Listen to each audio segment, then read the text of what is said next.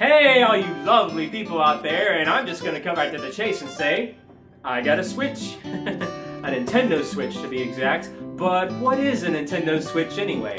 Well, by now most of you probably already know or have seen one in person or within a video somewhere, so to make things interesting, rather than simply showing one off, I'm going to cover a little bit about the history behind the Switch and why it was developed in the first place, and also offer up my own thoughts on the console itself. So stick around, because you might learn something new. And if you don't know what a Switch is and happen to stumble across this video, well, by the end of it, you'll know enough to make an informed decision as to whether or not the Switch is for you. That's enough talking, though. Let's take a look. Okay, so here we have Mario Kart 8 Deluxe, and also behind that, the Nintendo Switch. Now, excuse the camera angle, I did kind of want an up-close and personal type vibe to the video. But that being said, there's the box right there, and I'm going to try and dig into it. Now, this is going to take some time, so let's talk about some of the history behind the Switch. What is a Nintendo Switch? Well, it all started back in the months leading into 2014.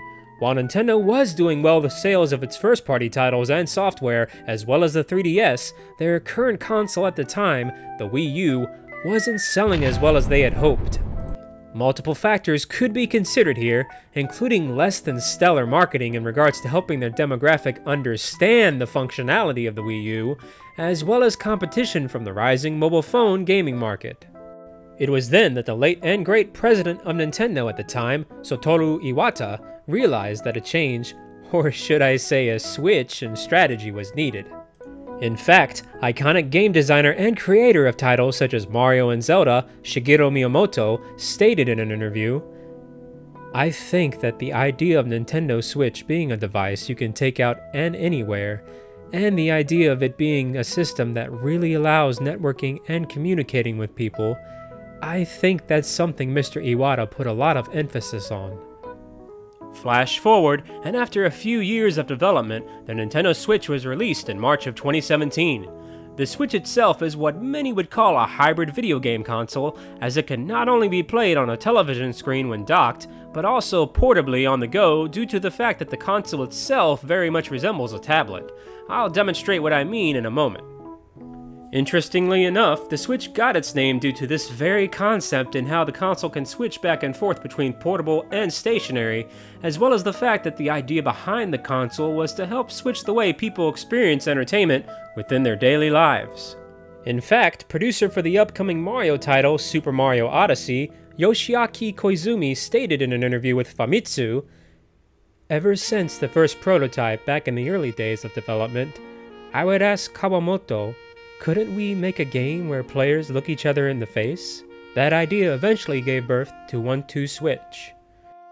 This is one of many examples where Nintendo developers and designers would constantly think outside of the box to try and bring the consumer something more unique than the norm.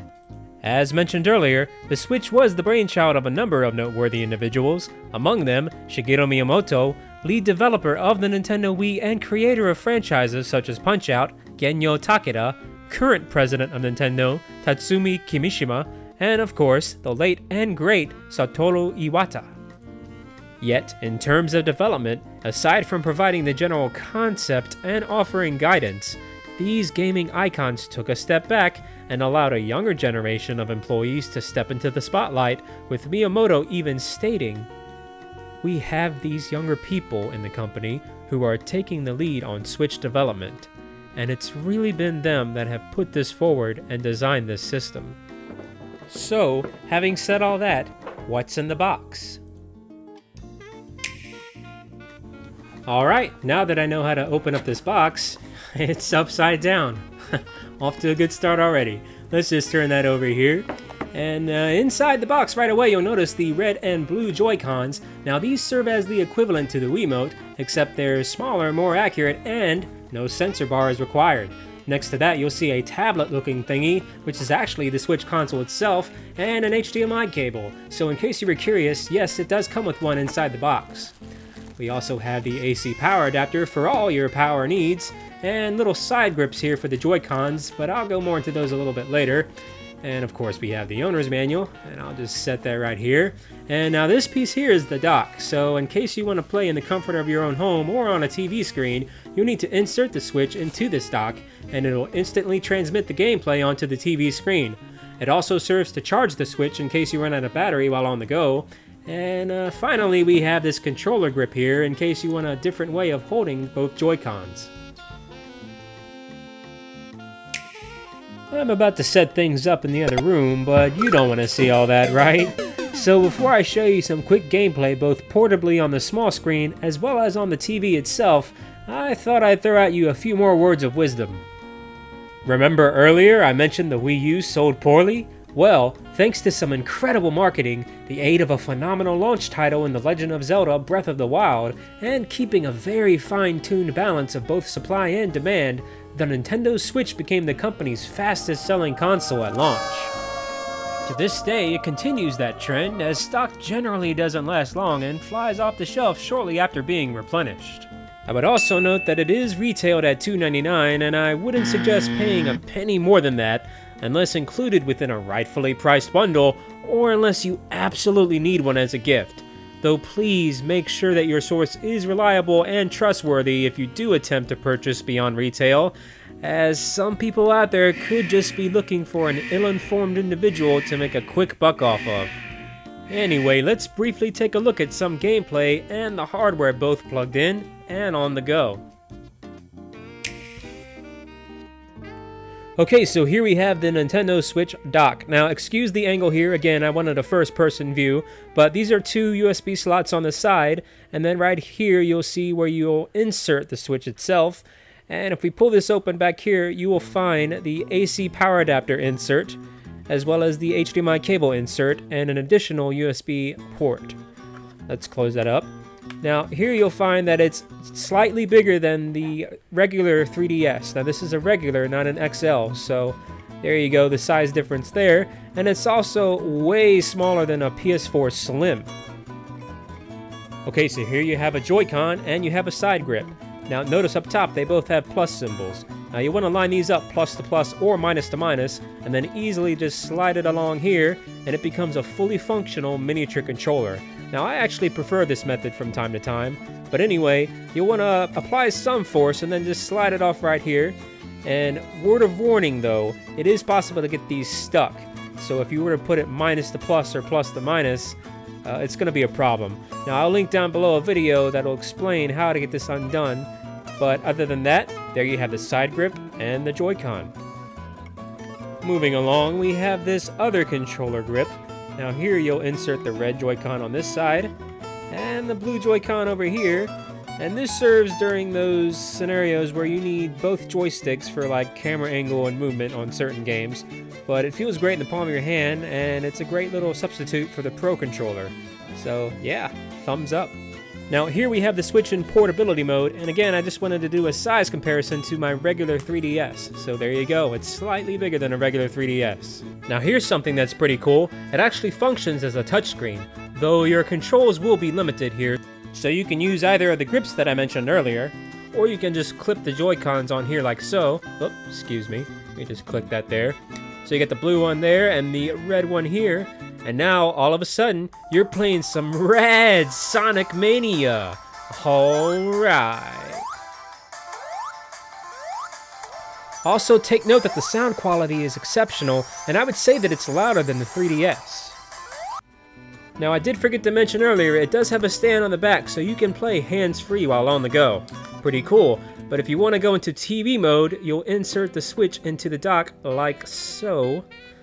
And then you'll wait a few seconds for the signal to transmit, and then voila, it's on the screen. By now you can find footage all over the internet, so instead of continuing to play Sonic Mania, I just wanted to show off some of the features of local multiplayer. In particular, this is my girlfriend and I playing locally while online against other people around the world in Mario Kart 8 Deluxe. Pretty cool, right? So yeah, she's on the right, but she's a loser, so you'll want to pay attention to the person on the left, which is me. Just kidding, she's awesome. Ouch. While on the topic of games, rather than using traditional discs or cartridges, the games come on small cards that resemble SD cards. However, be careful, these will not play on 3DS, or vice versa. All you do is insert the card up top, close the lid, and you're good to go. So, if you want my honest opinion on my first impression, as well as my thoughts on the potential that comes with purchasing the Switch, I'll keep it quick. Basically, aside from Zelda, it honestly had a low selection at launch. However, as time has gone by, the library of games has increased, making it more and more worth your hard-earned dollars to purchase the longer you wait. Of course, purchasing one will secure your chance to score one of Nintendo's many current exclusive first-party titles, such as Mario Kart, Splatoon 2, and Zelda, as well as the upcoming Mario, Kirby, and Yoshi titles, to name a few.